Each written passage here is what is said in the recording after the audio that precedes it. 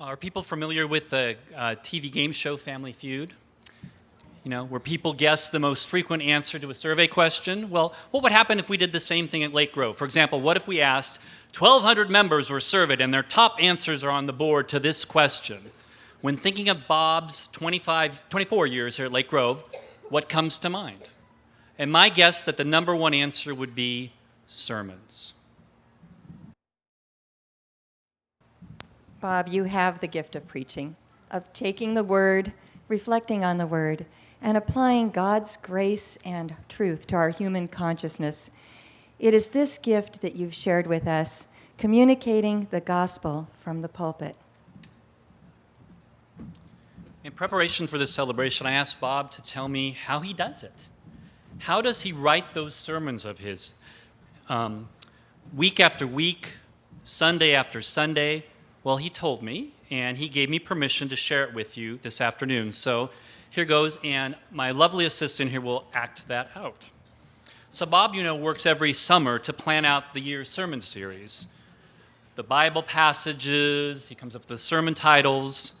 So on each Tuesday, when it's his term in the pulpit, Bob reads the planned scripture passage over and over and over again in different translations, in the original Greek,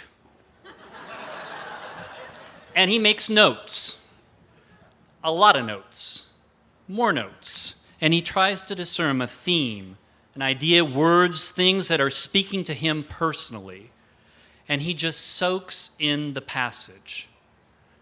Well, and he reads other materials too, often from his theme files. Did you know this? He has theme files with note cards, articles, book references, movie references, Lord of the Rings, go figure. And he uses all of that to craft his sermon. And it won't surprise you, Bob then tries to come up with an outline, usually a 3-point outline.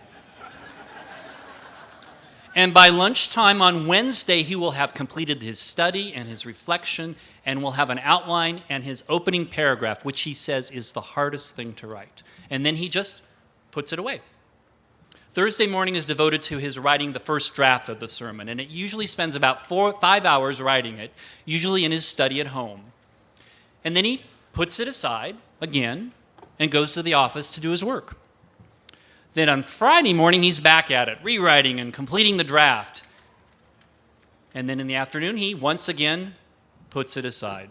But on Saturday morning, worship is imminent.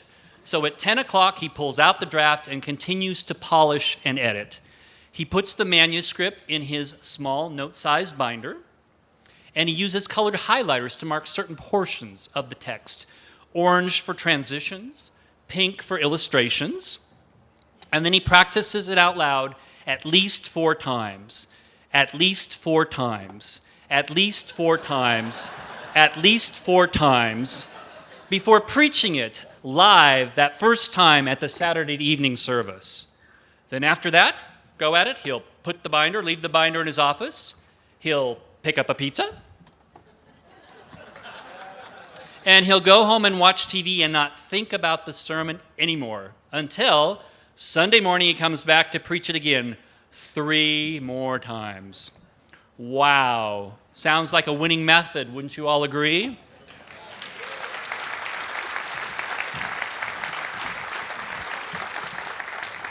So thank you, Bob, for your disciplined, learned sermon preparation process. We have been truly blessed with your amazing series of sermons these 20-plus years.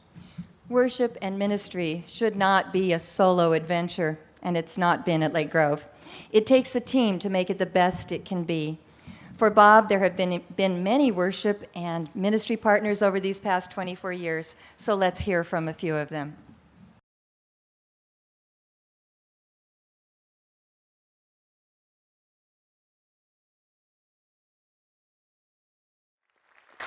So that was Allison Craker, Cliff Mansley Jr., Brian Craker, Susan Graham, Mark Evers, Bruce Armstrong, Brent James, and then, of course, Libby Boatwright. Thank you for sharing those. But Bob, another important partner for you, maybe the most important partner, is, of course, Debbie. Each pastor's spouse brings his or her own talent and abilities to a church, and we are the grateful recipients of Debbie's gifts in that role.